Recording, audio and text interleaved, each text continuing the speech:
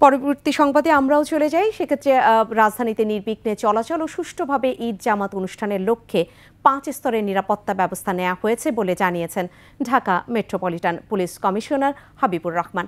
আইন শৃঙ্খলা রক্ষাকারী বাহিনী কঠোর অবস্থানে রয়েছে উল্লেখ করে তিনি বলেন, জঙ্গি হামলার কোনো শঙ্কা নেই।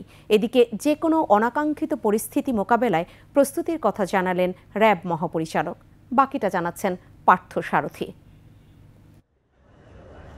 পবিত্র ঈদুল আজহা সোমবার প্রধান জামাতের জন্য প্রস্তুত জাতীয় ঈদগাহ ময়দান। নিরাপত্তা নিশ্চিতে ময়দানের চারদিকে বসানো হয়েছে সিসি ক্যামেরা, আইনশৃঙ্খলা রক্ষাকারী বাহিনীর চৌকি ও কন্ট্রোল রুম। প্রস্তুত আছে ডগ স্কোয়াড সহ বোম ডিসপোজাল ইউনিট। সকালে সার্বিক নিরাপত্তা পরিস্থিতি পরিদর্শনে যান ডিএমপি কমিশনার হাবিবুর রহমান।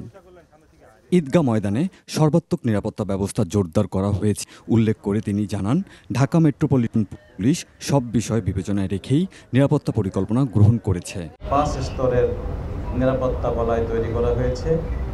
এছাড়া ট্রাফিক ব্যবস্থাপনার জন্য 4টি আলাদা আলাদা পার্কিংয়ের ব্যবস্থা করা হয়েছে। কিছু কিছু জায়গায় রাস্তায় ডাইভারশন দেওয়া হয়েছে।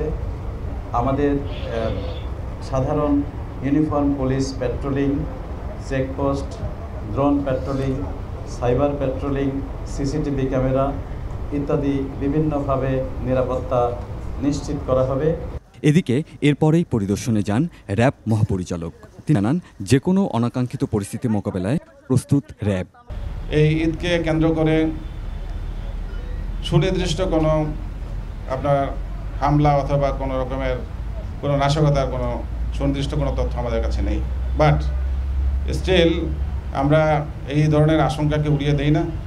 এটা মাথায় রেখে, এটা বিবেচনায় রেখেই আমরা আমাদের নিরাপত্তা পরিকল্পনা প্রস্তুত করেছি এবং আমরা সতর্ক রয়েছি, সচেতন রয়েছি।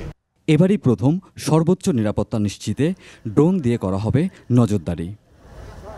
পার্থ সারথী, 21 টেলিভিশন, ঢাকা।